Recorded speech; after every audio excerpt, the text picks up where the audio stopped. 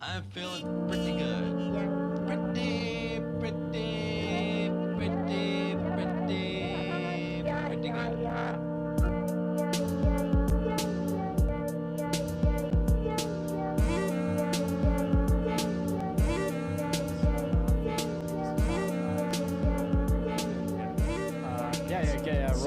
Roll sound.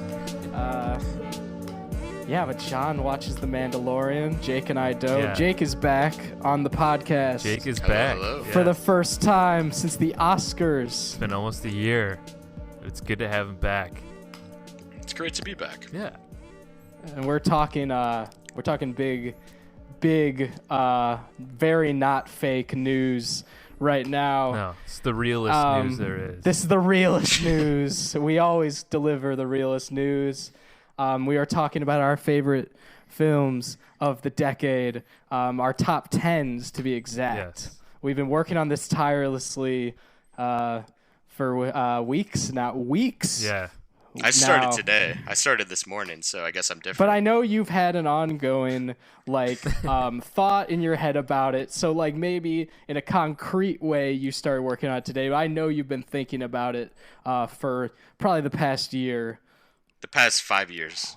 So in a way, you've been working on it decade. longer Wow. than longer. When than I realized, us, the John. decade's on its latter half, I'm like, oh shit. Got to start on Yeah. that list. Movies are ending in 5 years. So even longer than the pod. The pod has. The pod only has for 2 to 3 weeks. So yeah, we got. That's the best way to say that we have an expert decade ranker on the podcast today. We're looking forward, especially to hearing his opinions on the decade list. I'm not looking forward to John's. Oh no, I'm only here for John's list. That's all I'm here for. Mine is just all of Christopher Nolan's filmography. and the Star Wars movies. I can't wait to finally not hear someone's opinions. That is John's on the podcast. Number 1, Inception. Number 2, Interstellar. Yeah, and then all the eyes that he. Yeah, number 3, Dunkirk. Force Awakens. Yeah, there should be an asterisk next to this episode because we haven't seen The Rise of Skywalker yet, which I know will be in all of our top 5s. So yeah.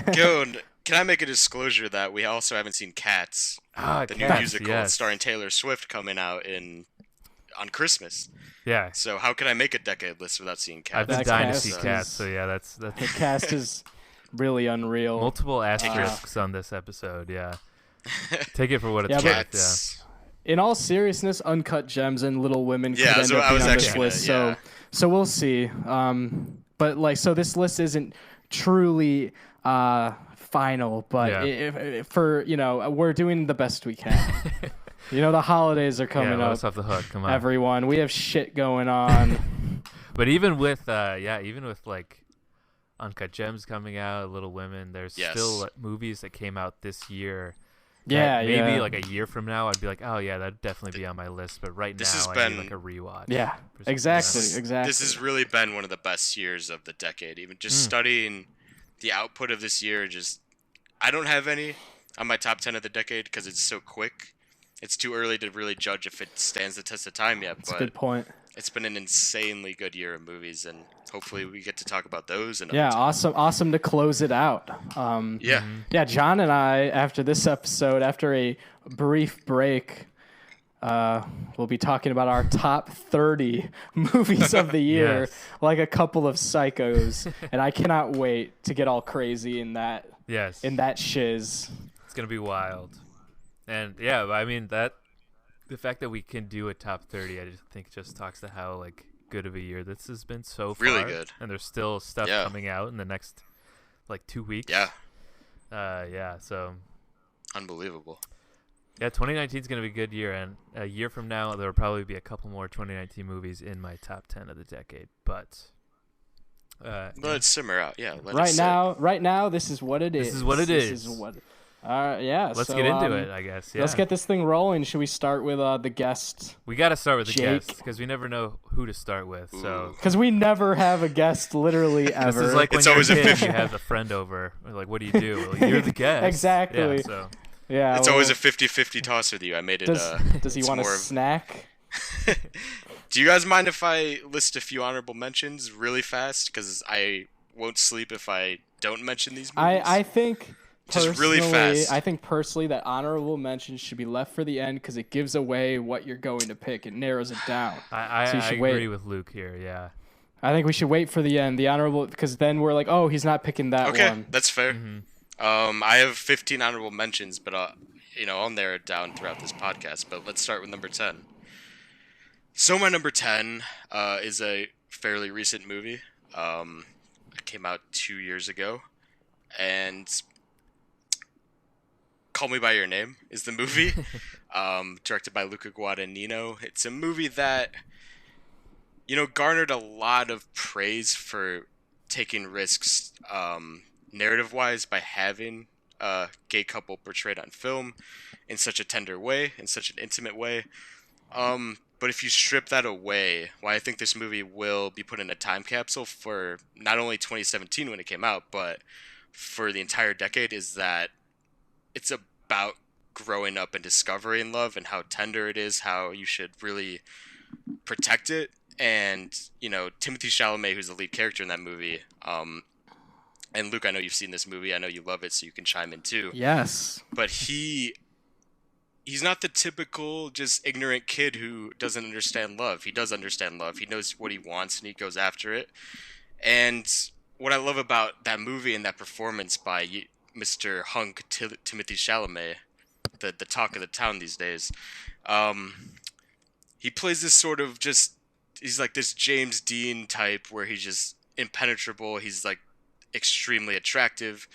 He's really coherent when he talks. He's like wise beyond his years, but when he meets Mr. Armie Hammer, the hunk coming from America, they just garner this whole relationship that's just truly based on, an unexpected love, and it's just extremely. It's a really relaxed movie. It's a movie you can watch when you're sad, and it will remind you what's so gleeful and exciting about the world. It's beautifully shot. It has an amazing soundtrack. It's, bar none, my favorite movie, I think, of 2017 and one of the best of the decade. What do you guys think about Call Me By Your Name? Yeah, so John, we talked about this movie before we did. On a previous episode. Top 5, first 5 watches of 2019. Oh yeah. And Call Me By Your Name was my, I believe, number. I don't remember what number it was, but it was on my list. One of the top 5. Not 5, not 4. It was on my list amongst great company because I really loved this movie. I don't think it's just a great film about a homosexual relationship. I think it is just a great relationship movie that tells a relationship story in a very genuine, real, and more beautiful way than most relationship stories that have been ever told in cinema. This movie is a must see for the decade. It definitely. I will give you some insight in my list. It was number 11 on my list. Oh no! So just it's right outside there. Made the cut.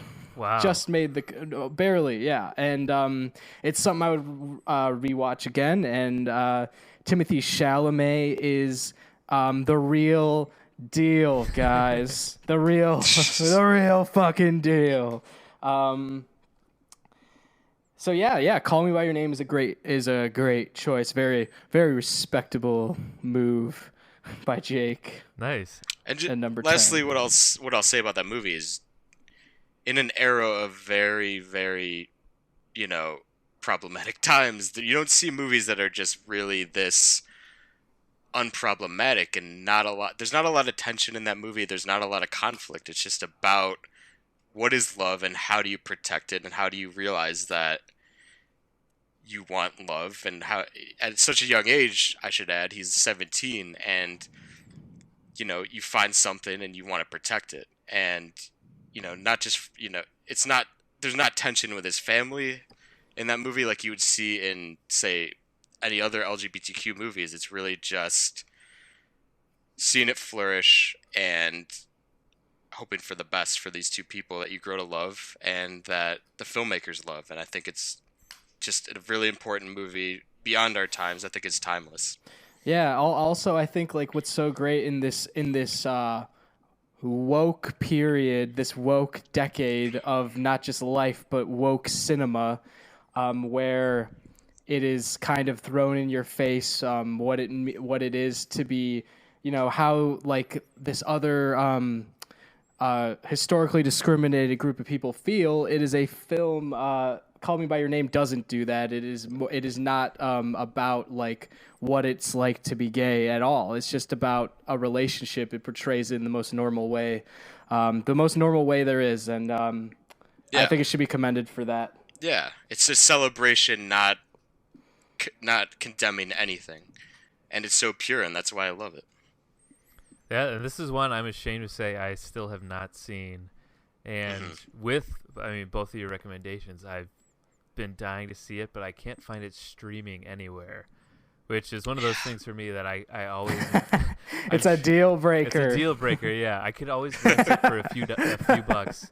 But I it is worth those $4, John. I might just have to do it because I never see it streaming anywhere. So I think I just have to bite the bullet. Spend $4, John. I need to spend the $4 and see this rather than just sit on my ass and wait because, it's not going to come to me. I'm a piece of shit. Because now I realize I'm a piece of shit.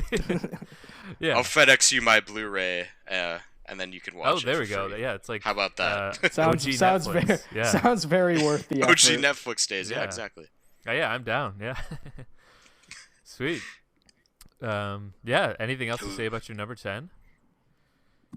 I love it, and that's it. Cool. Check it out.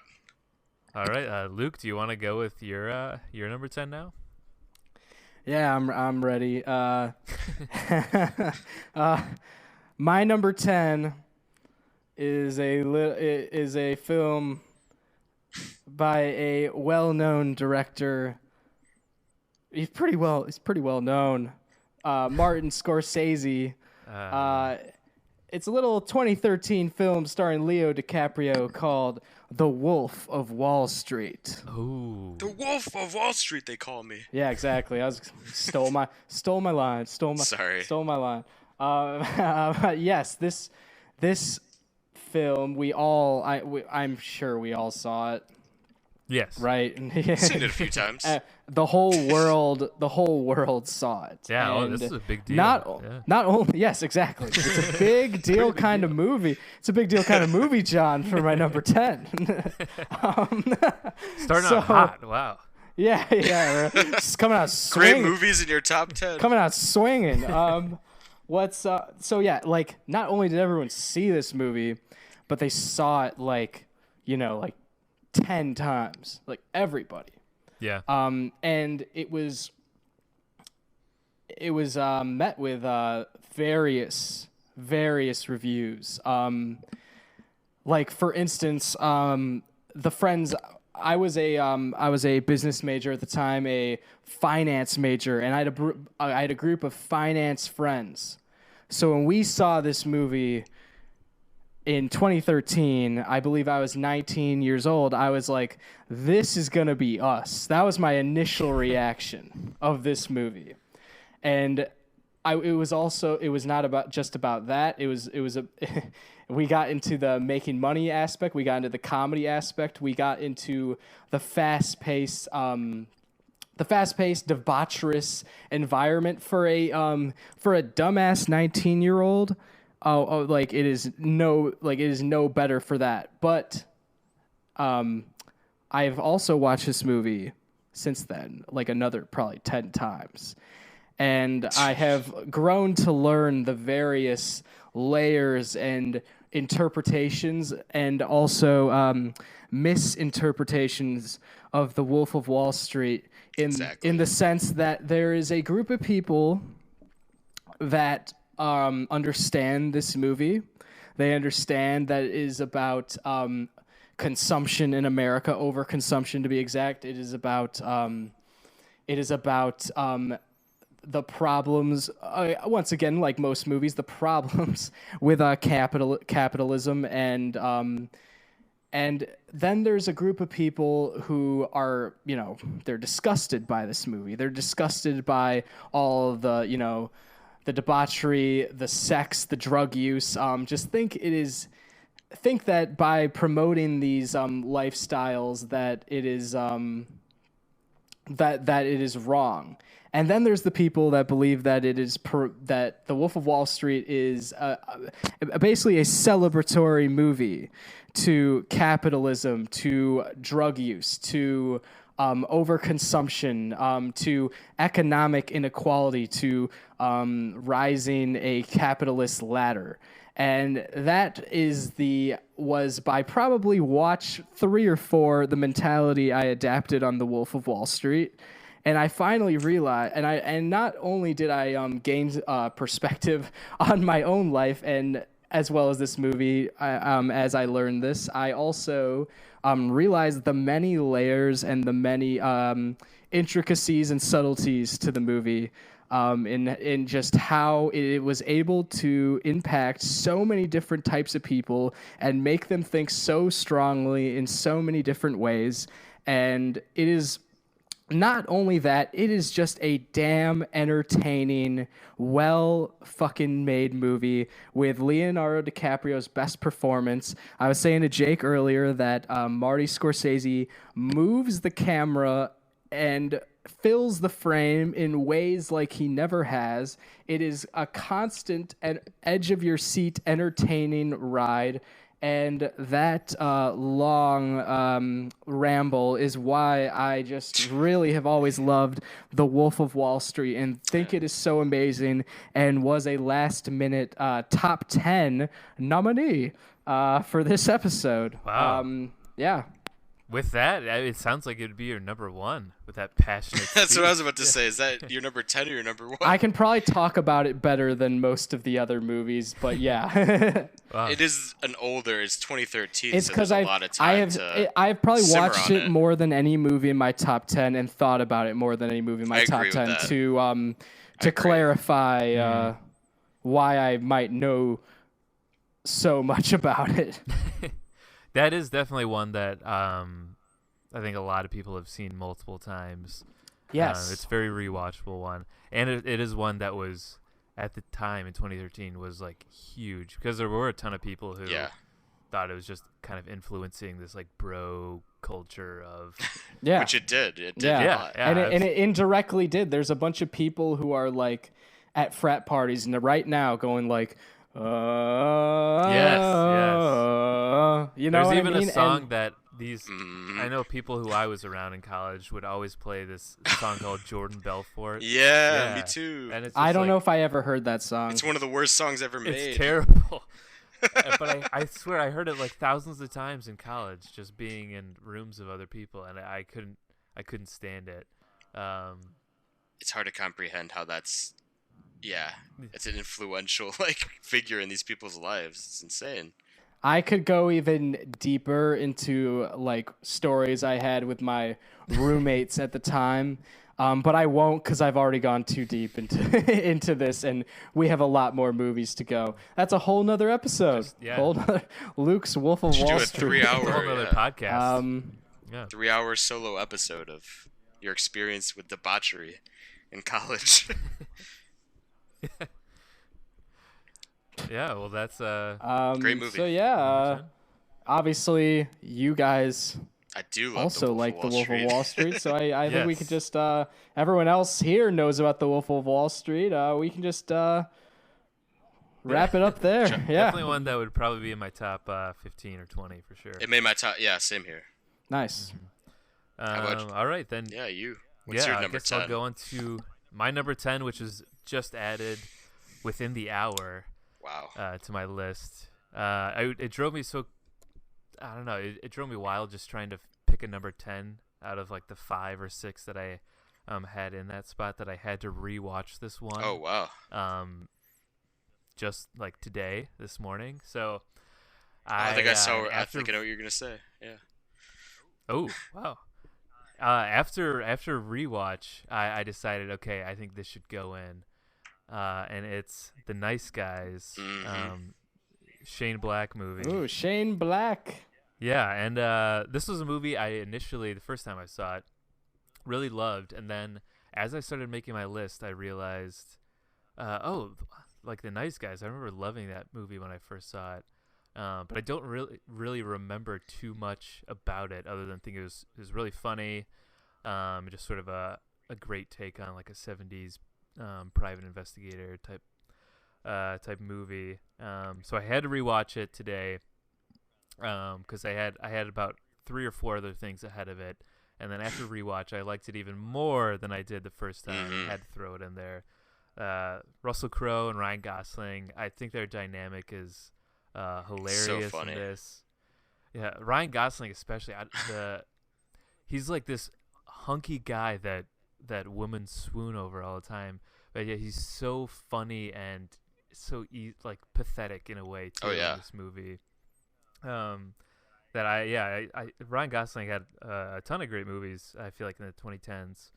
And this was probably my favorite of his. But just super fun.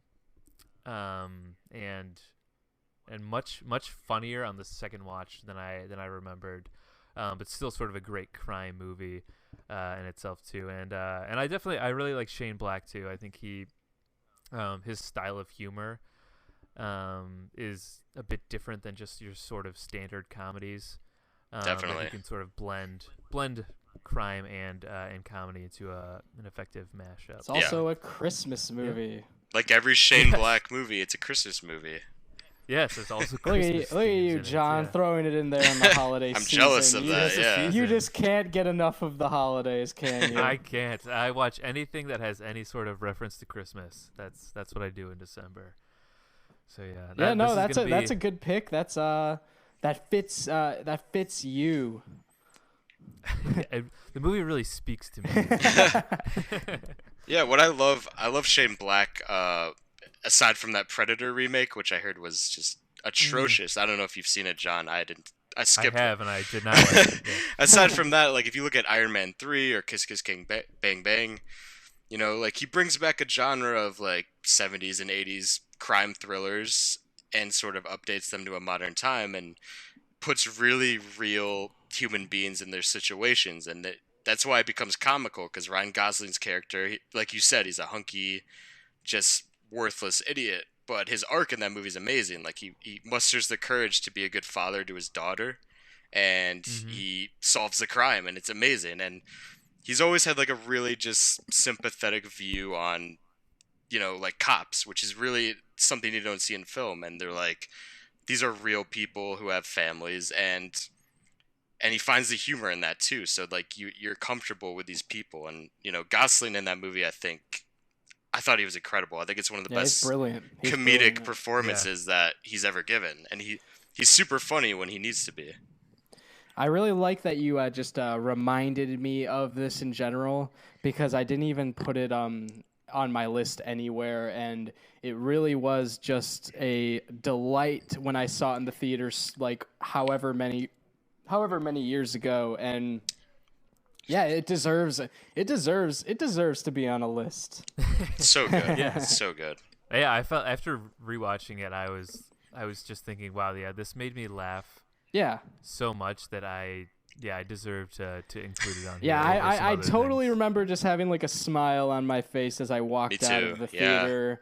There's a moment where it's so like silly that Ryan Gosling just starts like screaming out of like pain.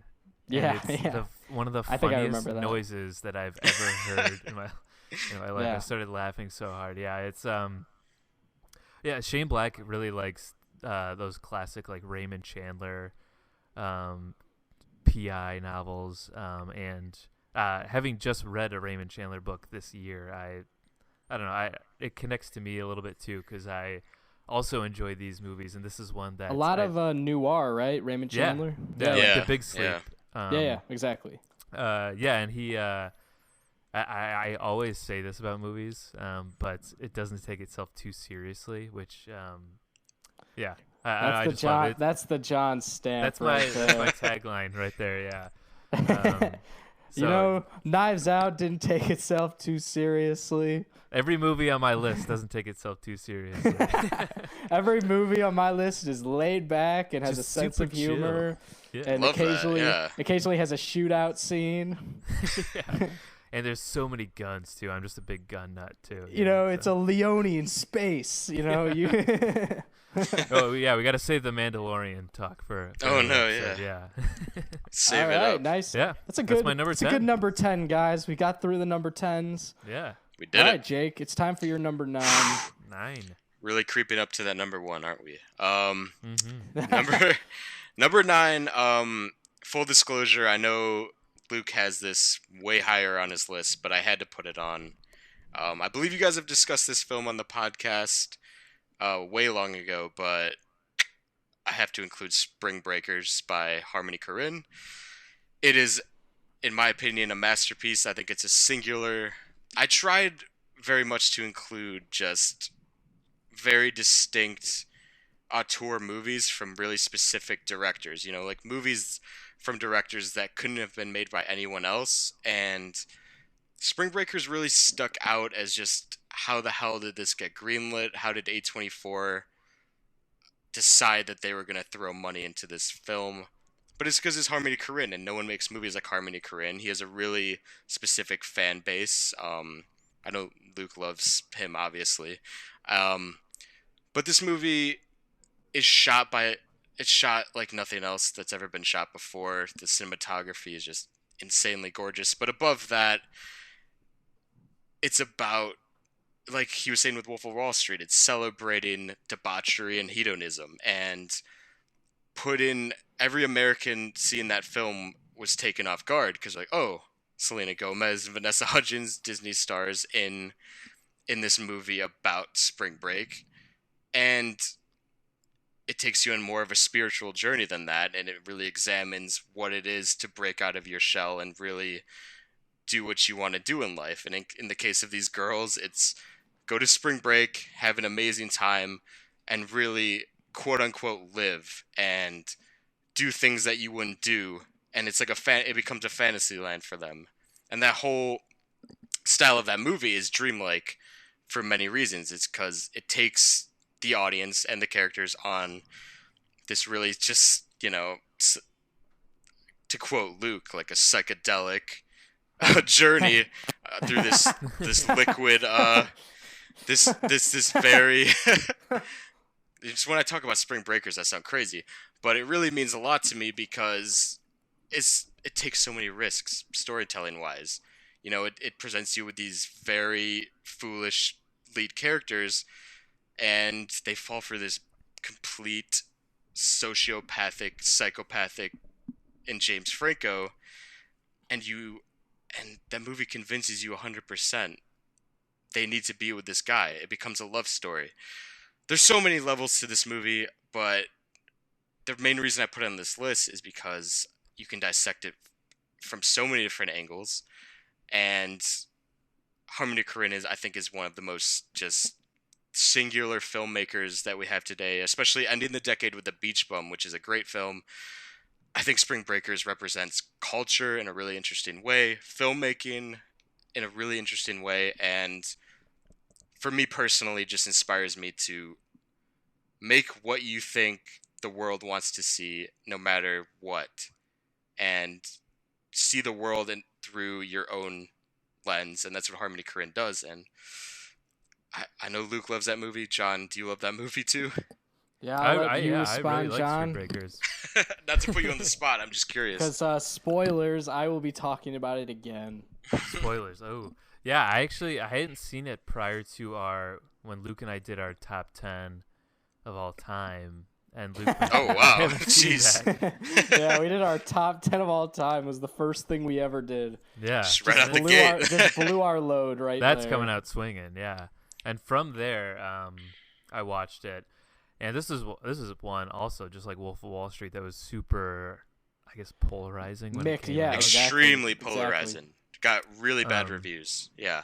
Yeah, and I really liked it. And it was the first Harmony Korine movie I'd ever seen too.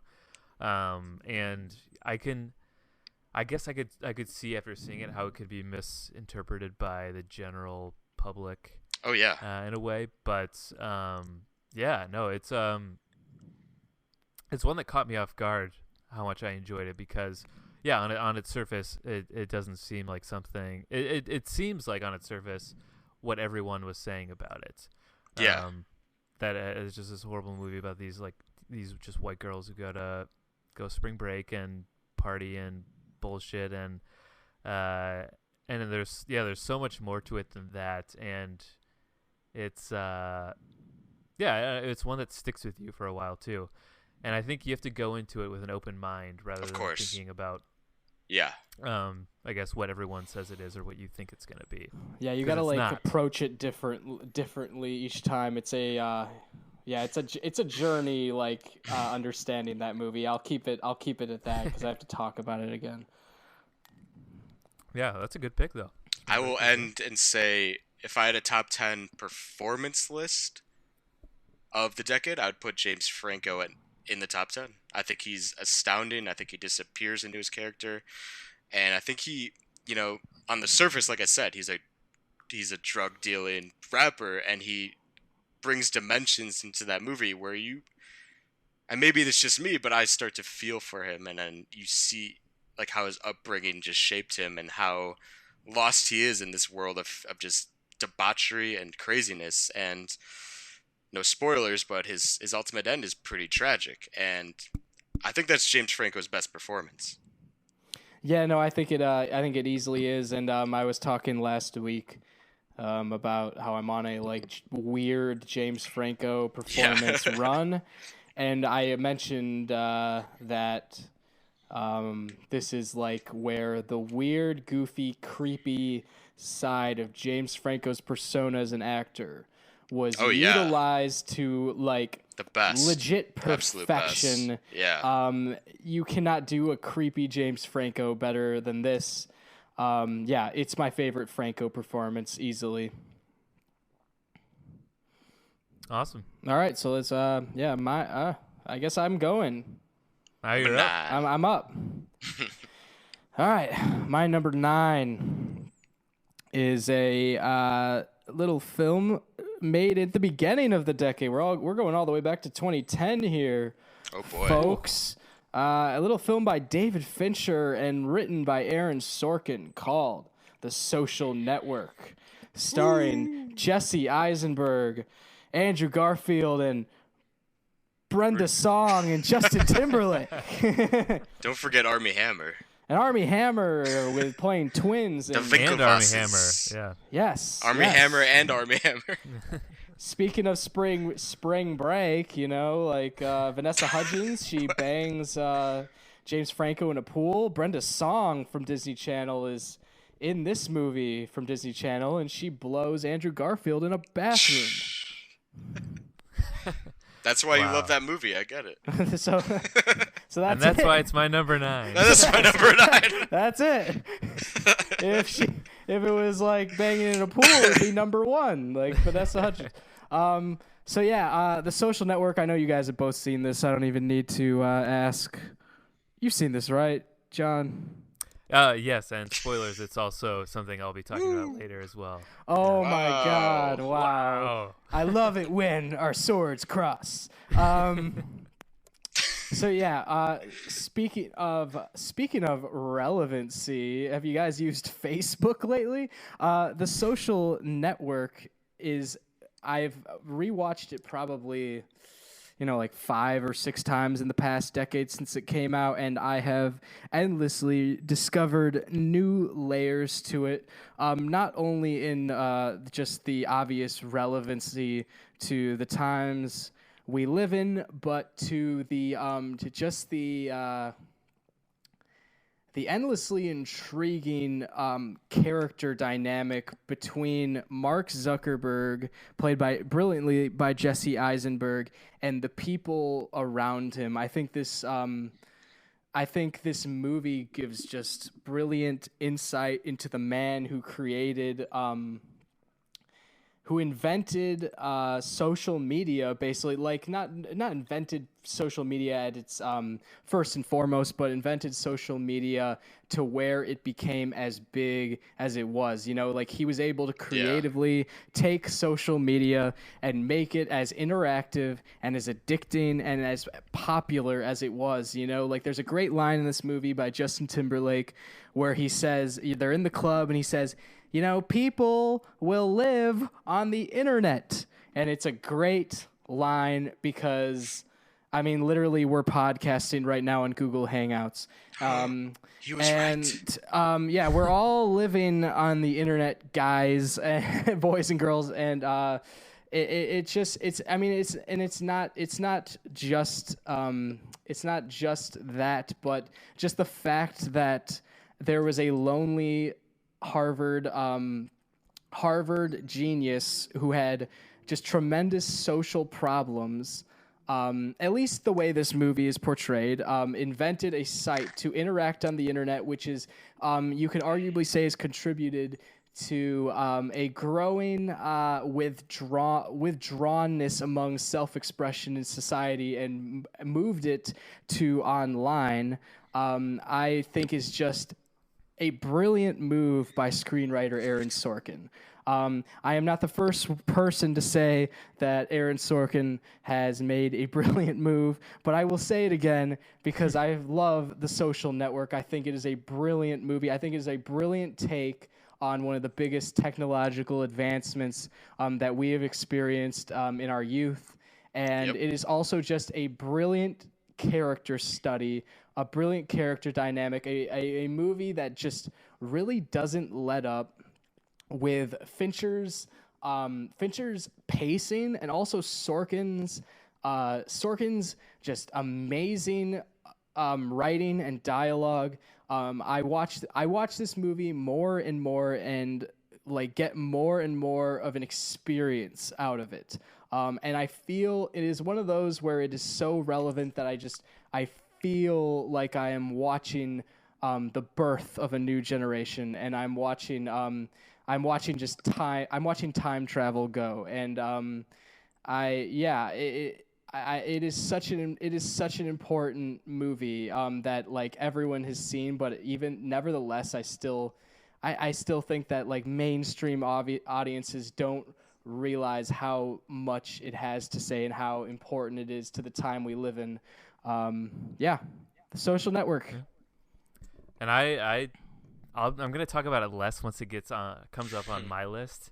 So I'm sorry if I took a lot of your ideas I loved or it. your words. No, that was amazing. Especially the Brenda song blowjob part. I know you're going to talk about that. Yeah, I mean, you took that out of my mouth, but yeah. He had that like on the top of his notes. That's what he was going to lead with. Yeah, now there's nothing left for me to say. But I agree. It's a super important movie for like our time and our generation, and it's crazy to me that it was made in 2010. Yeah. Which seems so like I think I got Facebook in 2010. I believe we were sophomores in high school, John. Jake, you were like in like 8th grade or something like that, or I had Facebook too. Yeah, and 6th grade. And like I believe 2010 is when I became like addicted to Facebook. You know, when I first started and I like was like, okay, this is how I am going to it's like a side hustle to navigating high school. You know what I mean? Like it's kind of what I started to do, and yeah, it's insane. Yeah, I even texted you yesterday a picture of my memories of me saying saying stuff that doesn't. I said I was playing Call of Duty with Luke Mueller. Yeah, and it's like I need to put this onto the internet for some reason. Yes, and John ended his status with "Oh yeah," as in look out, ladies, we're listening to Led Zeppelin, we're playing Zombies, like check this out. Have you heard anything as cool in your life as that? Shoot us a like, how about you? You know? And I think two people liked it. I can't believe only like two guys liked that status. Was it both of you guys? Both of you guys? Yeah, we were in our basement playing Call of Duty and listening to Led Zeppelin, and John made a status about it. And everyone was tagged me Everyone in was it. talking about it. Yeah, the next day in school, everyone was like, "Oh my God, did you hear what Luke and John did?" I think we This made is the talk of the school. yeah, I think we Yeah. made the basketball team after that, and we were in the school paper. And We started dating the cheerleaders. Yeah, it was, yeah. But Great yeah, movie. what Great a movie. dream team too with David Fincher and Aaron Yeah, Sorkin. Yeah. It's my favorite David Fincher movie out of the long list, just because it is so brilliant, and I like most of David Fincher's movies. I've had vast, deep experiences with a lot of them. So if you really think about it, they're the perfect pair because they're both so methodical and just precise about everything. Like, they're the most calculated people, I think, in Hollywood from a directing standpoint and then a writing standpoint. If you pair them up together, it's just the most well-oiled machine of a movie. Like, it is flawless on a technical level and on a storytelling level, and just missed my list. It is a great movie. I think Sorkin would also work with like a director, such as, I mean, if Marty Scorsese made this movie, that'd be almost too fast, and we would probably all have headaches and throw up. But I think Sorkin We'd have seizures from that movie. I think Sorkin and Scorsese would also work very well, just as a random point to bring to that. Yeah, I would love that. So yeah, that's maybe Scorsese would have put De Niro and Zuckerberg with Zuckerberg with de-aging. Shit out of De Niro. It'd be like Hi Mom De Niro. Joe Pesci as Eduardo, and that'd be great. Oh, we missed out. Now I hate The Social Network, guys. Fuck. It's like, Mark, why don't you give me my money? Just the most intense scene at the end. That'd be amazing. All right. Yeah. Nice. All right, so that was your number 9? Yeah, John, that is your turn now. All right. My number 9. So this is a movie that I will admit it takes itself seriously, I think. Oh, no. Yeah, fuck. Serious filmmaking. I'm throwing a curveball in here from my personal taste, but I went with Ex Machina. Oh, okay. The Alex Garland movie. Yeah, which is I had to include it because it was a movie I saw when I guess I was starting to really, like, that year, I think 2016, I was starting to really get into movies even more and wanted to see I guess anything and everything that was important or quality. I'd say the same. I'd say the same for me. Yeah, and I saw Ex Machina just based on word of mouth, hearing a lot about it. Yeah. And then ended up really loving it, and it's really just 3 or 4 characters that you're really following the entire time, and I think they're all great in it. Obviously, they're not as great in this as they are in Star Wars.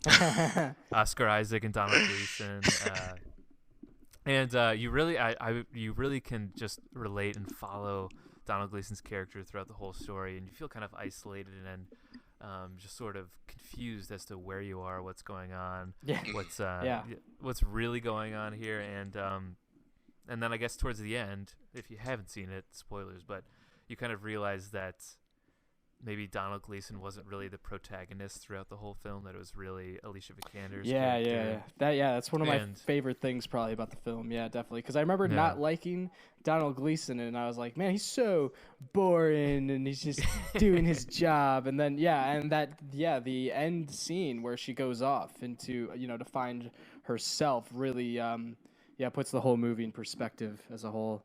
Mm-hmm. And and leading up to that ending, I was really enjoying it, and then I didn't see that coming at all. And when it happened, it made it that much more enjoyable. And I felt like I was in the story along with Donald Gleason, and then as soon as sort of the twist comes to the ending, I felt like I had been played by Alicia Vikander's character in a way. So Ex Machina, and of course it looks beautiful too. It looks incredible. That movie had an ultra low budget, and the practical effects of her AI, like the top of her head and her design, that it looks incredible. Like, you rarely see AI look that great. and that's a major accomplishment in that movie. Yeah, and go back and I've watched like some behind the scenes footage, I guess, of making it, and just seeing that compared to what you see on screen with her. Yeah, it's Yeah, pretty incredible. definitely. I believe this movie was my intro to Oscar Isaac. Oh, where I was yeah, like, this might have been mine too. Yeah. Yeah, where I was like, who is this cool, rich badass wearing sleeveless shirts? Does he wear sleeveless shirts even? Yeah, he lifts a lot of weights in Yeah. a tank top. Yeah, and he's and I was like- kind of a and I was like, who is this guy? He's cool as he has fuck. kind of a gut going on, and he plays a perfect eccentric billionaire. Yeah, and, mastermind perfectly. Who know how important he would be as a, a face of cinema for the decade. Yeah. Oh, he's been a huge actor for the decade. Yeah. Too. That Yeah, dance, that's my. he does that dance sequence at, in front of Domino Gleeson is incredible. Dude, I totally Yeah. forgot about that. I need to review. I need to YouTube that. It's perfect. Watch it after this podcast. It's incredible. I mean, so Lucasfilm has done pretty well at getting some of the best actors of the decade into their movies. So. Oh yeah. Oh no, yeah, they picked methodically. Yes. Yeah, well, that's my my number 9, Ex Machina. Great pick. All right, Jake. My turn again. Number 8. Yeah. Funny you mentioned David Fincher a few spots ago, because I also picked a David Fincher, and it is not House of Cards. It's not Mindhunter, although they're both great. Gone Girl, I had to include. I think like everything you said about Social Network, that we all said about Social Network on a technical level, he's, like we said, he's one of the most precise, just OCD filmmakers. Every shot is perfectly placed. It's like a puzzle box. But above that, in the case of Gone Girl, in 2014, we had a lot of interesting movies about the media. You had that. You had Nightcrawler, which comes to mind, which portrays the media as the villain of the movie. Yeah. Like, simply Gone Girl is a disappearance story. Like Rosamund Pike goes missing. You don't know why. Ben Affleck scrambles like a buffoon to figure it out, which, by the way, is perfect casting. Just a man who's been ripped apart by the media for decades and who has said the wrong thing at every turn. Ben Affleck is perfect in that role. I think it's his best performance. But just a movie about how deceitful the media is in painting who is the good guy, who is the bad guy.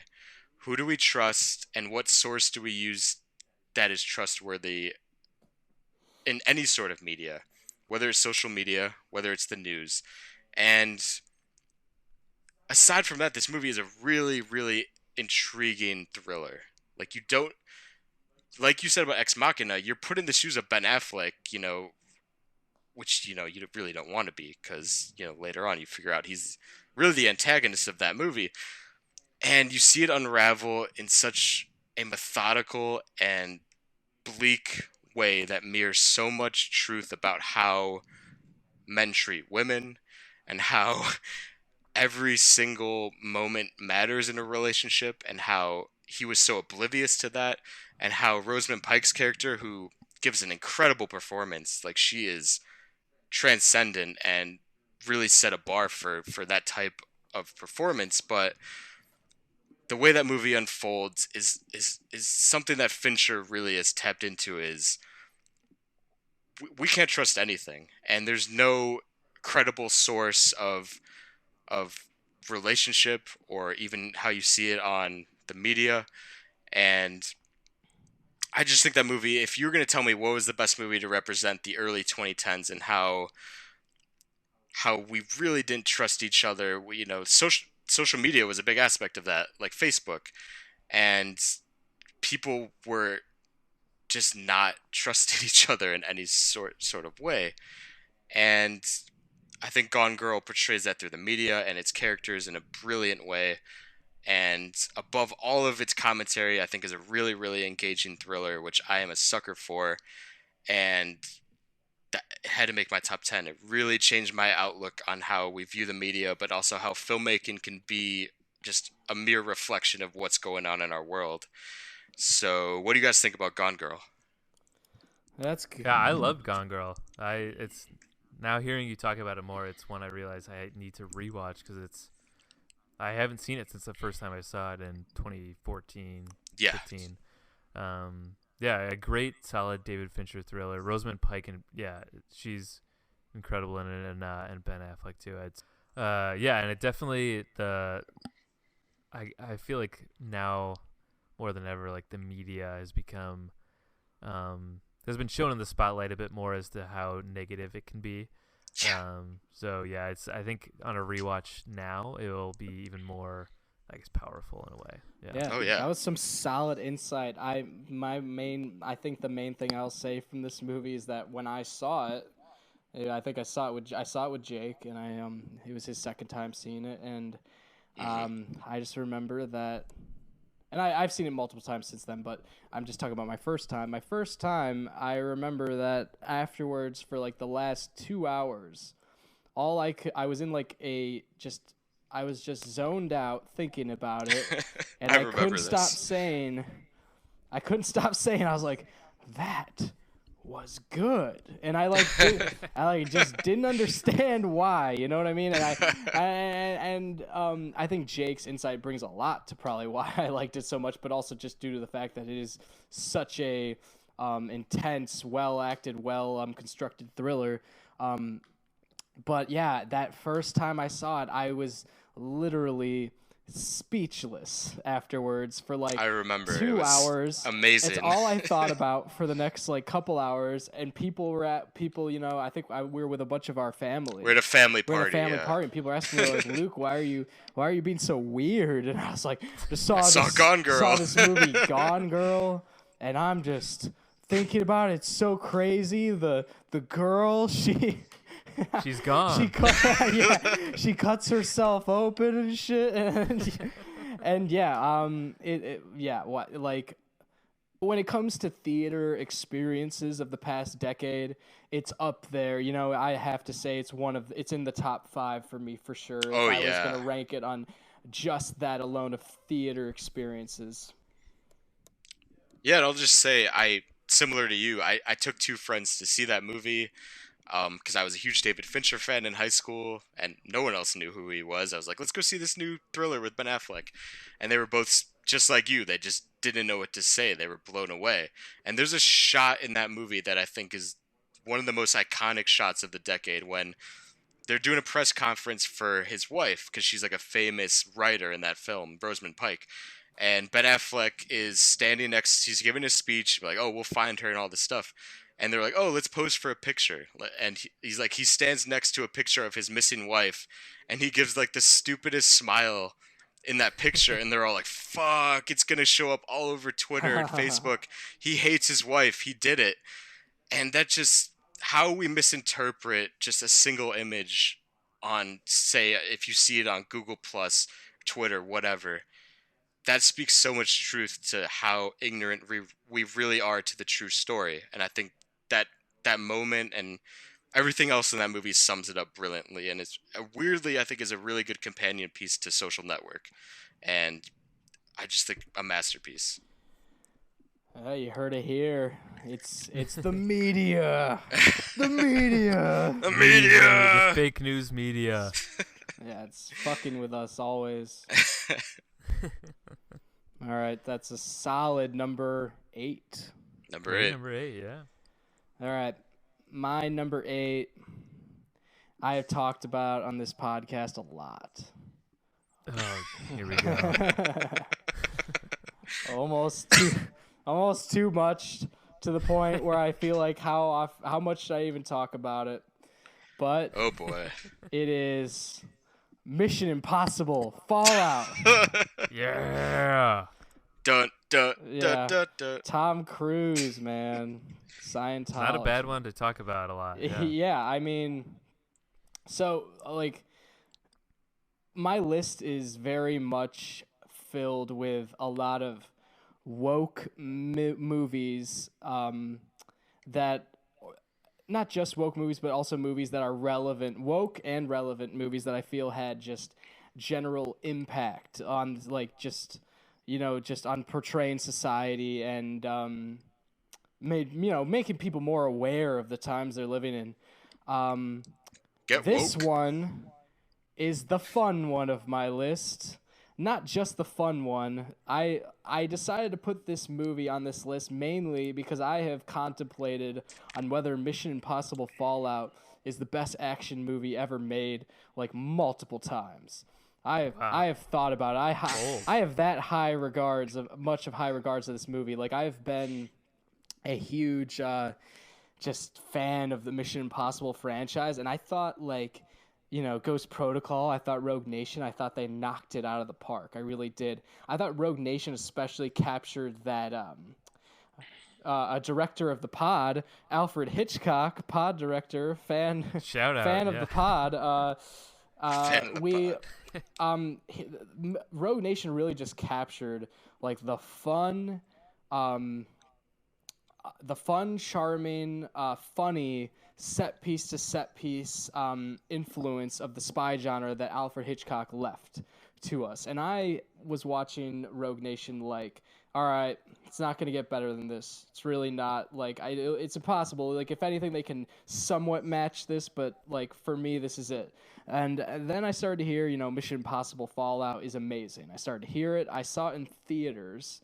We were talking about top 5 theater experiences. This would definitely be in the top 5 theater experiences because this movie is a must-see theater movie. I would say that this is a must-see in a stadium movie. I will go that far. This movie is like Kanye West stadium status movie. It took what Mission Impossible already had to another level with both just heightened importance of action sequences and just dramatic intensity of sound design and editing to just weave in this incredible action movie that I don't think there's been an action movie that has required that you see it in a stadium. Like I truly believe it should, because the sound truly comes from all directions. There's an intensity level that I just feel is unmatched from not only the franchise but most action movies, and it is strictly not due to the fact that Tom Cruise is doing all his own stunts, the fact that Tom Cruise is doing it all in this movie, but just that Christopher McQuarrie is just taking this franchise to another level and just doing it better over and over again. I shouldn't say any more. I just think that this film is amazing, and I could rewatch it over and over again. I always have an incredible experience with it, and it was also on my top 5 scores of the year. I love the score of this movie. I could listen to it over and over again, get you jacked up to so good. maybe work out if I ever felt like it. Yeah, Mission Impossible Fallout. Yeah, we talked about that. That was both in our top 10 of 2018. Yeah. Definitely, probably probably around the top 5 range. Actually, yeah. And great. Looking back on it, it's definitely movie. my favorite of the year. Which is, it's really saying something for me when an action movie is ahead of Widows, Beale Street Can Talk, and Support the Girls, A Star Is Born. All these just important movies, really important. But I do not enjoy them as much as Mission Impossible Fallout. I'd be lying if I did. And I had to give it a spot. I just had to. Yeah. And it's like a big blockbuster franchise movie. Like everyone knows Mission Impossible, but it's extremely well done. And it's just crazy to me to think that Tom Cruise is doing all this when he's... he's 80 50. now, and he looks like he does. Yeah. 85. Yeah. He runs across rooftops, and you are with it. You are buying it. He's an animal. I don't understand. I don't understand how he is a human being at all. On many levels. But it's weird to talk about this movie in a rational way without sounding like I'm just nerding out completely. But I've always just been mind blown by it. So that's why I might seem incoherent sometimes. Yeah, Mission Impossible Fallout. Awesome. Yeah. Great pick. Good pick. Number 8, right? Yep. I'm already getting Number 8. lost. Okay. Yeah, then I guess move on to my number 8, which is one that I felt like I had to include something by this director because I think he had quite a few big hits this decade.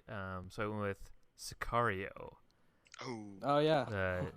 Denis Villeneuve. Jake and I both really like Sicario. Yeah, Sicario. I really loved Sicario and Blade Runner 2049. Ended up putting this one in ahead of it.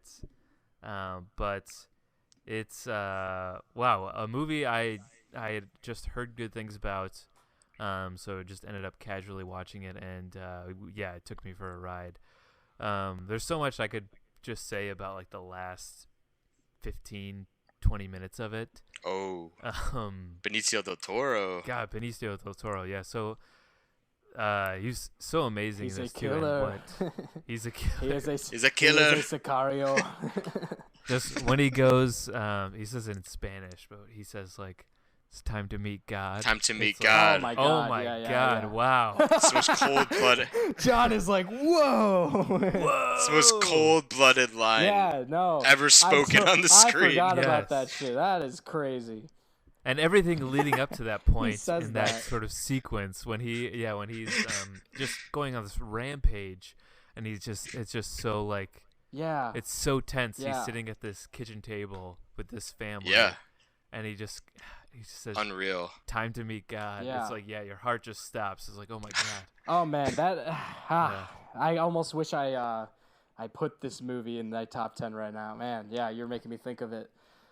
Yeah. Yeah, it's another one like Ex Machina that the whole time I was really enjoying it, but then it's sort of the last The third act. Yeah. it's that third act that really like makes you just love the movie and and just kind of blows you away. In the Yeah, end. I just love how it's a movie that's able to like tackle what is going on at the border, but not make it a big like news thing, and like just make it like its own singular movie and about just so much more than just what is going on at the border. You know what I mean? Like there's obviously the complications that exist, but it is very much about these characters and how they are reacting to their dangerous environment. And yeah, it's probably definitely my favorite Denis Villeneuve movie, who is one of the most relevant directors of the past 10 years. Yeah. Denis Villeneuve actually just got voted on, I believe it was Variety, as the most successful director of the decade, and it makes sense. He hit it out of the park like 5 times in a row. Yeah, he's very much the Chris Nolan of the 2010s. Yeah, and what I love about Sicario is it's really character based. Like you really follow, you're Emily Blunt in that movie. Like you're going in blind to the bleakest possible universe you could ever imagine, and she's enduring, but she ultimately gives up because it's the most hopeless conflict you could ever imagine. And it's rare when a film just ends so cold. And she's like, what do we do now? Yeah. And I guess you make Sicario 2, because there's a sequel, but... Yeah. Roger Deakins, right? Roger Deakins? Roger Deakins shot that movie. It is so desolate, and it is, you grow feeling so isolated as you're with Emily Blunt as she... She's hopeless. Starts to... Insane. She lacks understanding of Brolin and Benicio del Toro and the men she has chosen to work with. She starts smoking cigarettes more. Yeah, I really do love Sicario. It's also got the signature that movie Johann sound Johansson that's in a lot of Villeneuve Nolan movies. That as it's showing the the border, and you're just like, what the fuck. Love Sicario. That's a great pick. Yeah. And that's one I had to watch that scene with Benicio del Toro in the end too. Yeah. It's breathtaking, yeah. And you can see, and because it's not just a plain sort of story about cartels or the border. It's you can see what led Benicio del Toro to this sort of ending. Yeah. As like Yeah. savage and insane as it seems. Yeah. It's weirdly justified in that Mhm. world, which is just it's crazy when a filmmaker can make you think that's okay. Yeah, Um, totally. but there's a scene also. I think if you're gonna rack up scenes from the decade, there the border scene Mm. when they attack the cartel members in their car is one of the best moments of tension you'll ever see. I think ever. Like Mission Impossible Fallout level of tension where Yeah. it's building and building and building. It's so well staged. The performances by Benicio and Emily Blunt are just it's so desperate. That whole movie, yeah, you're right. It's a pitch perfect thriller and really sadly relevant movie. Yeah, exactly. Yeah. Relevant to which yeah, I guess important for our time, for the decades of the 2010s. Yeah. But yeah, to end it on a downer, I guess. That's So my. now we can That's move number 8. to yeah. Now we can move to number 7. Alrighty. So my number 7, I'm fairly positive that neither of you guys have seen or heard of this movie. But hopefully that my quick review will make you guys want to see it, and hopefully the listeners will want to see it. It's a film called 2 Days, One Night. It's a French film directed by two brothers. Their name escapes me at the moment, but this is a movie I actually saw recently from a friend's recommendation. It stars Marion Cotillard, who you might know from Inception. She's in The Dark Knight Rises. She's really the only She's reoccurring. She's Ra's al Ghul. I am She the stabs son Batman. of Ra's al Ghul. Yeah. Yeah. Or the daughter. And I'm Ra's al Ghul's she's heir. Yeah. so Yeah, she yeah. stars in this movie. She's really the only film character that no one's ever really used again. Anyway, she is absolutely incredible in this movie. It's a really simple plot. She works at a factory and she is at the risk of losing her job. And the only way she can save her job, which she desperately needs because the economy's tanking in France, she needs to provide for her family, her 2 children, and her husband. The only way she can save her job is that she asks all of her coworkers to vote for her versus voting for a Christmas bonus. And it's such a simple story, but it's a really desperate story that we need because people are at a crossroads where it's like, do we choose what's better for us and we'll be financially independent and we'll have a little bit of cushion in these insanely rough times, or do we help someone get by for a little by? And Marion Cotillard the film is structured where she just goes from apartment to apartment, house to house, pleading and just asking, will you take pity on me? Will you help my family? And it's so real. It's so authentic. Her performance is just feels so lived in. It feels like anyone who has suffered from just not knowing where their place in the world is and just give me something, it's give me this shitty job that I hate just so I can provide for my family. And you go with her on this journey and every victory of yes, I will let you keep your job, or no, I'm going to take my own raise. And she goes through like 10 or 15 of her coworkers, and every small victory feels like the end of Mission Impossible Fallout, where like he beats Henry Cavill. It's like, That oh my god, sounds she gets an intense. endorsement. She's going to keep her job, and it's so important because this is getting too philosophical, but human beings need to help each other. They need to be there for each other. And that's what this movie represents. And like Call Me by Your Name, it's a really somewhat prescient issue, but it's a timeless thing. Human beings need to help each other, especially in desperate situations, and especially in a time where we're so divided, we're so worried about ourselves. People are selfish, let's be real. And that movie is deconstructing all of that. And it's, let's help each other and not think of ourselves all the time. And with that message, with Marion Cotillard, I think is top 5 performances for me. It's a French movie, so the dialogue is really quick-witted and really fast-paced. There's really funny moments in that movie. It really gave me just every emotional beat of a small movie like that that's very genuine.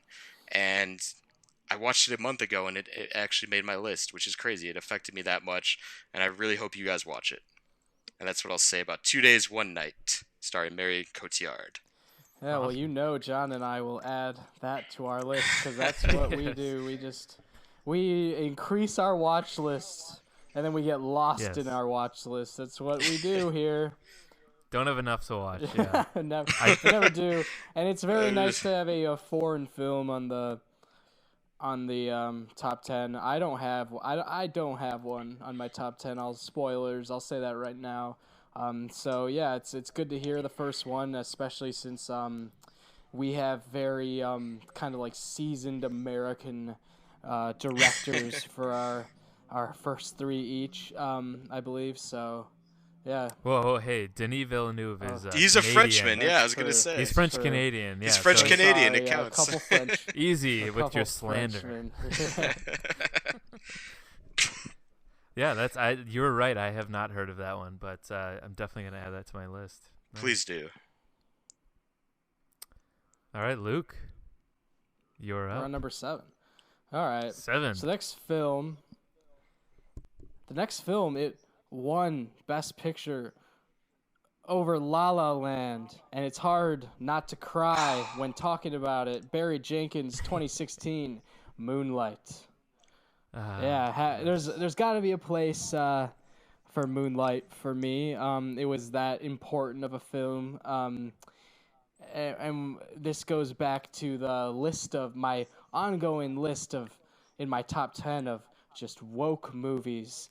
And Barry Jenkins is Barry Jenkins' autobiographical almost film is kind of contrasts Call Me by Your Name in a way where it gives insight on what it is like to struggle to come out as a gay man, as an African American growing up in an impoverished community, as we all know. And it is just, I just picked it simply just because it is easily one of the most beautiful, tragic movies of the decade. And Barry Jenkins is easily one of the best, new directors, if not the best, that this decade spawned.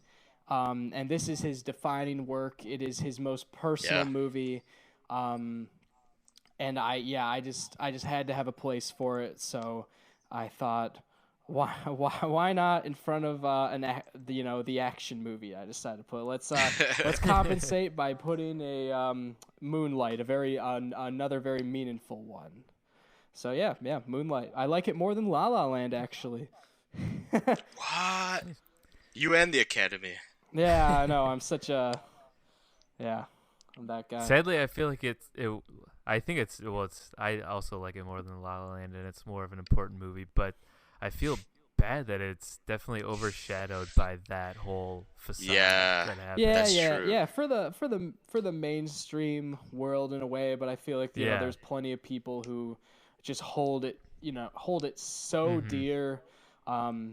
It's like it's kind of along with that movement of kind of that's been in the 2010s where like independent filmmakers who have come from nothing, just trying to, come out of the garage, if you will, just making movies, short film after short film, kind of just telling, Lady Bird is an example. That's just telling their story almost as if writing a novel for themselves. And it's like open doors for filmmakers to continue to do this, like using film as a form to tell your experiences and your story. That's why I decided to have it on this list. I think it's just not only just so beautiful and tragic and an important movie. I just think it's super influential for decades to come. Yeah, I will say I have Moonlight further up on my list. So I will talk about it later. But like you were saying with Barry Jenkins, he comes from a very independent, just personal background. And fun fact about this movie is that he quit making films, I think, about 3 years prior to this movie, and because he'd been rejected, no one was financing any big projects that he had, or any, in this case, a Moonlight, small projects. Um, and what brought him back is this story, this autobiographical story, and it's kind of inspiring in a lot of ways that this one small, just heroic story of that was based on a play, by the way, brought him back and just launched him into being one of the most celebrated filmmakers of the decade. And with that, and if Beale Street could talk, it speaks for him as a filmmaker that we need him, and it's great that he persevered, and now he's working full time. So I'll talk more about it later, but that's a great pick. Yeah, I'd say it's almost a miracle. I would say a miracle, but I'd say it's like amazing, and I'm very thankful that this won Best Picture, because usually I heavily disagree with the Best Picture winner. That's the one. And this is one where I'm like, yes, that deserved it 100%. I agree. I'm all for it. Like, thank you. Much different than Green Book. Yeah. Even like the Shape of Water for me, I still like I like the Shape of Water, but I'm still not like 100% like that was the best movie of the decade easily. Like a lot of things going for it, but like when it comes to movies like Moonlight in comparison, it's like not on the same playing field for me. Absolutely, yeah. It's weird how they can give that same award to Moonlight one year and then a couple years later give it to Green Book, which I feel like is just a very basic, very fishy Hollywood. It's very cookie cutter race movie. It's really ridiculous, but whoa, the white guy likes fried chicken this time. Yeah, have a piece of that KFC. Yeah. Wow, that's actually a scene in that movie. Wow. Viggo Mortensen eats KFC and hands one to Mahershala Ali, and that's the Oscar moment. Mm-hmm. That's what? Mahershala Ali in both of them, though. Yeah, in both movies, I was going to say. There's a through line. On another note, Mahershala Ali is fucking killing it. He's so good. He's really good in Green Book, though. He's the one thing about that movie that I really liked. That is true, yeah. He is great. All right. Number 7. My number 7 is one that won some awards at the Academy Awards as well during its year. I think 2015. But it's Mad Max Fury Road. Yes. Yeah. My good testosterone from like Mission Impossible Fallout, picking that is like so with you on this. Yeah, and really what I think at its core is a feminist movie. In a way. There's a lot of feminist themes Charlize in is there. unbelievable. Love her in this. Yeah. She should have won the Oscar for that. It was insanely good. Yeah.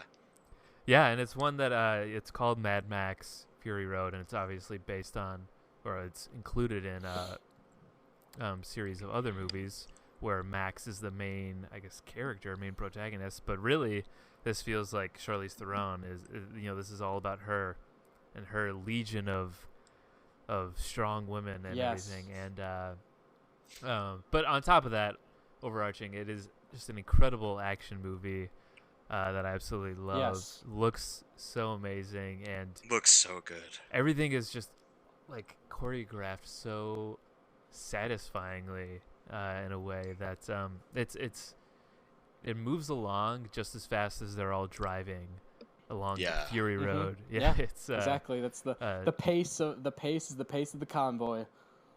Yeah, and it's it never lets up, and it's I'd never seen a Mad Max movie before Fury Road. Me neither. I had never as well.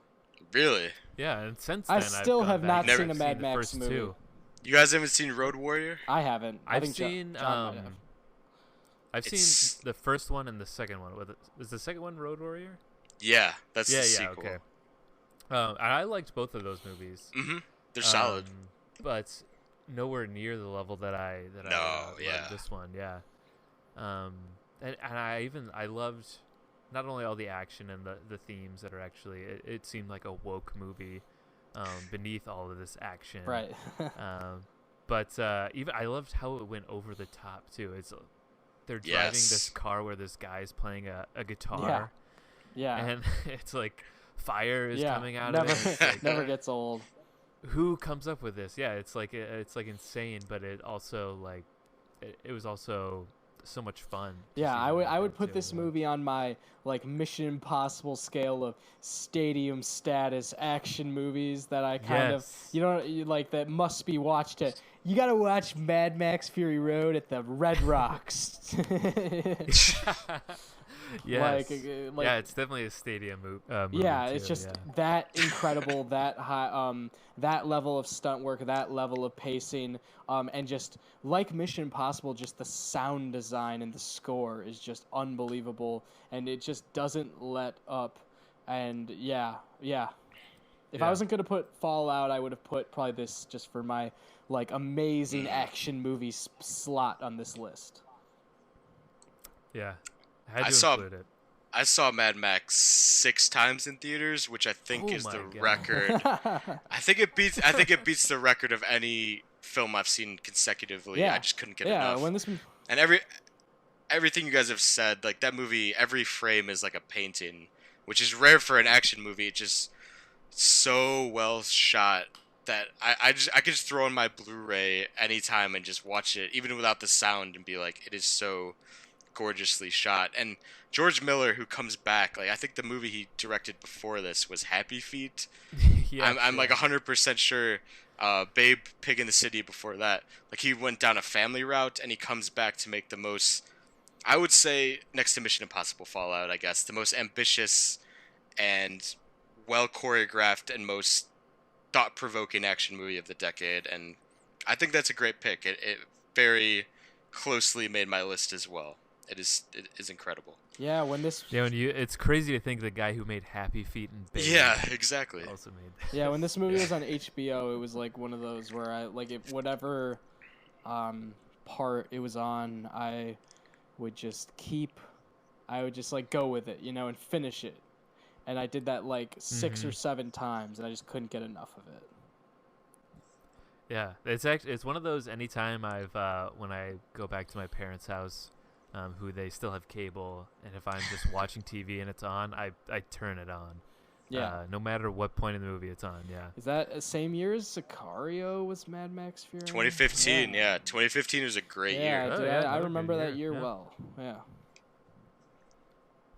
Yeah, that's my number 7, Mad Max. Love it.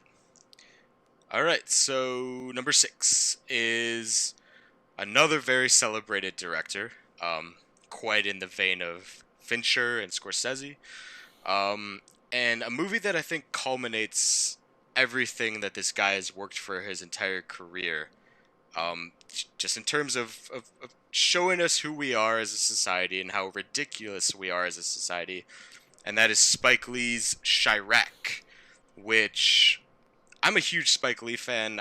Do the Right Thing really changed the way I look at filmmaking, and how race relations are much more complex than what they teach you in grade school, which is nothing. And that movie really shaped many things for me, having seen it in high school. Other stuff like 25th Hour and Summer of Sam and recently Black Klansman, which I loved. But Chirac really culminates everything in terms of race relations and sexuality and feminism and war and gang violence into one just really explosive ensemble movie that is just so angry at the world. And that's a common thread in my movies, I guess, is just having the audacity to show us how ridiculous we are to each other. And the plot of Chirac, which it's very sprawling, but the women in Chicago, which is all shot in Chicago, by the way, which is awesome, they go on a sex strike until the men stop killing each other, basically, and they stop using violence to solve their problems. And that's how the plot sort of unfolds, and Spike really explores every facet that he's ever wanted to explore, like I said, with race relations and sexual relations and men versus women and how we perceive each other. And it does it in a very heightened way, in very Spike Lee fashion. And I had to include it because Spike's, top 5 filmmakers for me. I think, Black Klansman's another great choice for the decade, which I love. But this movie really is his most, I would say his most ambitious movie to date. I know Luke loves this movie too. So yeah, that's my number 6, Chirac. Yeah, this is another really like polarizing movie. I think It probably is. the most like out of the list so far, probably the most public-wide hated movie that's on our list so far. But yeah, I would urge everyone to have an open mind and try to watch this movie and really see what Spike is trying to go for, because I was really enthralled when I saw it. I really couldn't believe how ambitious and how just how much energy it has. It has an unreal, unmatchable energy, and an incredible John Cusack performance like that is YouTube worthy. And So good. so much hip hop infused musical elements in it that I fucking loved. I'm a sucker for that. Oh yeah. Yeah, I loved it. A little fun fact to you, both of you guys, who one of the actors in this movie, a background actor who I think raps in it, not auditioned, but he put his name in for a little short that you guys helped out with called "In the Couch" last summer. Oh yeah, I remember that. He Yeah. put in a little casting notice, and I saw he worked for Chirac, and I watched his reel. I'm like, yes, that is very much a scene from Chirac, and that is him. He is in this like musical scene, and yeah, it's crazy that he auditioned for something I was trying, wanted to audition for something I was trying to make. 2020 hindsight, long-term thinking, in a way, just for that, I should have put him in it, even though I didn't think he worked. But nevertheless, yeah, that is my personal relation to Chirac, and yeah, I love it. I think people should see it, and the people who hate it, I humbly disagree. Dang, worlds colliding. Wow. Yeah, right, exactly. Yeah, Chirac is still one I haven't seen, and I've come so close to watching it, and it honestly bums me out just hearing the words Chirac. Yeah, it is. It's a bummer of a phrase. Yeah, I love Chicago so much, but there's also so many issues. Yeah. But I feel like Spike Lee is the one to make a movie. If anyone's gonna say use that phrase, yeah, definitely Spike is my guy. But I gotta sit down and watch it one of these days. Yeah, it is a depressing. It is a depressing term that I think is used with a sort of pride, a sort of pridefulness almost nowadays. But I think I personally don't. I'm not with that. I think it's a little bit of a downer for me. I don't. It's very misconstrued, and what he explores in that movie is yeah, exactly. Is basically that is how the complexities of just the phrase Chirac and how it's yeah, exactly. Like a major theme in that movie is how words have no power, and you could say Chirac and say you're from Chirac, but you really don't know what it means, and that's why in the movie they give up sex, like a physical desire, and that's when the men change, and I think that's brilliant storytelling. And I have to ask you guys, what is your favorite Spike Lee movie? Because there's like 50 to choose from, but that is one of my favorites by him. Mine's definitely Do the Right Thing. Yeah, I love Do the Right same Thing. for me. And same for me. Do the right thing. We're all on the same page then.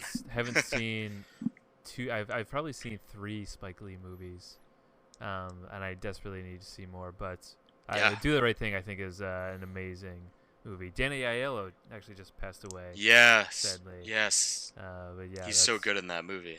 Mm-hmm. Yeah. That one is extremely relevant today too. Oh yes. Yeah. Nice. Good number 6. All right. My number 6. I've talked about this on the podcast. John has let's talked just about it skip on the it then. podcast. A recurring theme, huh? Let's just skip all of mine. John's talked about on the podcast. I've talked about this director on the podcast.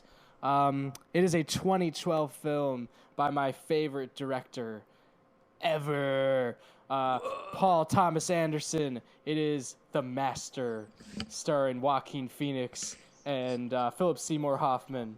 It's kind of like it kind of sounds like a typical movie to put on a top 10 list, doesn't it? Like The Master. Come on, bro. With Joaquin, The Master, really? With Joaquin Phoenix. Yeah. So like I think Jake said this earlier. I'm trying to mix up my list where I don't have, say, multiple people's work, or just if, say, movies are very similar, have very similar qualities, I'm not going to put them in this top 10 list, just because I like a nice variety on my top 10 list. You know, a good, a nice helping of variety. So I had to put a Paul Thomas Anderson on this list. It was between, I think Paul Thomas Anderson has had an incredible decade. He's made The Master, he's made Inherent Vice, he's made Phantom Thread. It was between those 3 movies, so I chose The Master, essentially because it's the simple reason that I've always watched this movie and been so amazed and I have just believed so strongly that this movie is going to be remembered for years, for just not only how rich it is in theme and character, but also in just the incredible performances, which I dare anybody out there to match these performances. And it really represents like a point in Paul Thomas Anderson's career where he started to collaborate with actors in a new way, where he was not only really letting the actors like and freeing the actors to do their own thing and bring their own energy and interpretation to the character, but also letting them have a part in writing the film. And if I've watched about every Paul Thomas Anderson interview there is, and if you watch ones about The Master, he'll talk, or ones with Philip Seymour Hoffman as well. They'll both talk about how they kind of conceived this material itself and kind of overviewed the evolution and kind of just changed how Philip Seymour Hoffman essentially had a lot of input into his character and the character dynamic between him and Joaquin Phoenix and how this material was going to be portrayed and just the overall narrative. And I think it just shows incredibly as you see these 2 guys so invested in these characters and creating so many nuances in this movie that I think you could interpret this movie in so many ways. In almost you can almost interpret it in more ways than any Paul Thomas Anderson movie, which really says a lot. And I think that I have thought about this movie and had different theories on it more than any movie in my 2010s decade list. So that's my number 6. Yeah. Nice. PTA. Obviously a great movie, definitely one of the best of the decade. And Joaquin Phoenix, another one we should mention, is probably one of the finest actors of the decade too. Yes. One of the biggest ones. Fine actor. What a fine actor that is. And who knows, maybe next year Joker will slip into your top 10 of the decade. Oh no. Yeah. Yeah, I mean, it was hard not to put a PTA on my top 10. He's also one of my favorite directors, and I was tempted to put Phantom Thread. I adore that movie, but The Master is a masterpiece, dare I say. And yeah, the duality of their characters is it's ultimately it's a love story, right? And it's they need each other, They're polar opposites. They wish they could be each other. And like you said, you can interpret that movie in a million different directions, and that's the Yeah. mark of a brilliant, brilliant Yeah. filmmaker. Yeah, And there's so much just like not only performances but imagery that yes, that like leaves you open-ended and leaves you thinking, which is just to me like what great art does. And also Johnny Greenwood's score is oh yeah, just unbelievable. I've listened to it so many times, and yeah, when you have two of the best actors of a generation, one of the best filmmakers of a generation, and one of the best musician composers, like it's really hard for it not to turn out to be something special. Absolutely, yeah. Yeah, if you combine Joaquin Phoenix, Philip Seymour Hoffman, Johnny Greenwood, Paul Thomas Anderson, you're going to knock it out of the park, most likely. 100%. There's going to be something strong is going to come out of it. Yeah, nice. All right, that was number 6, right? Yes. Yep. All right. My number 6, this is, I was also trying to think of variety when I started my list. There you go. But ultimately, I realized 10 through 6 on my list are definitely action heavy. Yeah, I've noticed that. With the exception, I guess, of Ex Machina. There's not a whole lot of action in there, but this. But I wish number there 6, was. there should have been more action. That would have been number 8. Yeah. This one is basically my Mission Impossible Fallout. Oh and my god! I went with Skyfall. Ooh, Great. Bond film. The Adele movie. great The pick. Adele movie, yes. Great pick. I usually stop watching right after the intro with Adele's song. From the guy who is notoriously on the Bond. Yes. The Bond binge right now.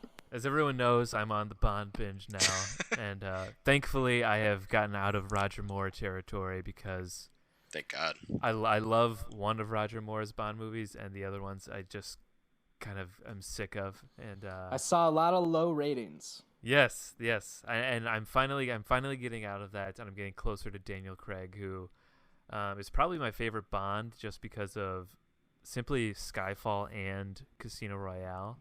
Yeah. But Skyfall, another movie, who Roger Deakins was the cinematographer on, highlighted on this list a few times now. But yes, on top of that, it's just it's a great sort of traditional Bond spy story with a great villain. One of the things that I can't stand about a lot of the Roger Moore movies, or even Timothy Dalton too, where I'm at now, is I don't care about the villain. The villain is so lame and boring, and I don't even remember them that well. But Javier Bardem portrays a great villain here in Silva, and it's more of a grittier Bond than any of the Pierce Brosnan ones that came before it too. And and mentioning Roger Deakins again, it looks amazing. There's so many of these scenes. Yes. The Komodo dragon scene. Bond is just like floating on this river too, with all these lanterns. It blows me away. It makes me think that if Roger Deakins was the cinematographer for all these impeachment hearings, that I would rewatch these over and over again. But yeah, Skyfall is one I really loved when I saw it. A really rewatchable one, and it's like with Mission Impossible Fallout for you. I don't know. It's just one of those action movies that I can't get enough of. Stadium status. I want to go to the United Center right now and watch this. Yeah. I love Skyfall a ton, and what you touched on too was it's visually stunning, like insanely great looking. It's also, like you said with Fallout, what Luke said about Fallout, it's like set piece heaven, that movie. It really moves really fluidly from set piece to set piece so well. And what I think, and that's great. But what I really think puts that movie over the top for me is his relationship with M and Judi Dench in that movie. And that final set piece is just heartbreaking. And that relationship he had with her, like you don't see that a lot in action movies. It's just a true human relationship, and Yeah. I think I would contend is the best Daniel Craig Bond movie. Casino Royale is close to perfect, but didn't really reach the levels of especially action sequences that Skyfall hit. Yeah. Mm-hmm. Yeah, I've seen this movie once, and the one time I saw it, I just remember being so blown away by that final set piece. Just couldn't believe how all out they went with it. And yeah, that's a really good point that Jake brought up about the fact that all this maneuvering that Daniel Craig is doing in this final set piece is all to protect M, and how important their dynamic is. It really adds a new layer to this movie. Yeah, and I've wanted to rewatch it like so many times for so long. I'm gonna have to, because there is a new Bond coming. But yeah, Yes, sir. hell yeah. Yeah, and that's that is a good point, because I also think Judi Dench and Daniel Craig have such great chemistry as Bond. Yeah, and they M really in this do. too. Incredible. Whereas really in a lot of the previous Bonds, M is just there's no real personal sort of connection between them. They're just sort of colleagues in a way.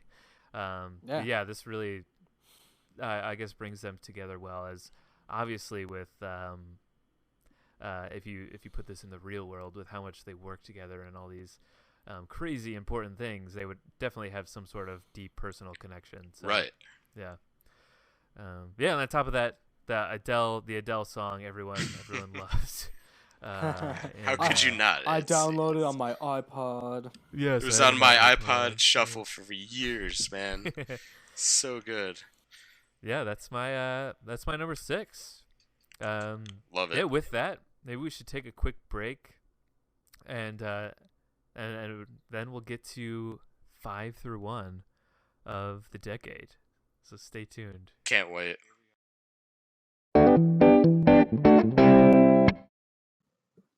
All right, everyone. That is part 1 of our top 10 of the decade list. We'll be back next week with the rest of the episode, 5 through 1. So stay tuned for that, and have a great holiday season. And we will return in January with our top 30 of 2019. So get ready for that. And in the meantime, stay tuned for 5 through 1, part 2, top 10 of the decade. All right. See you later.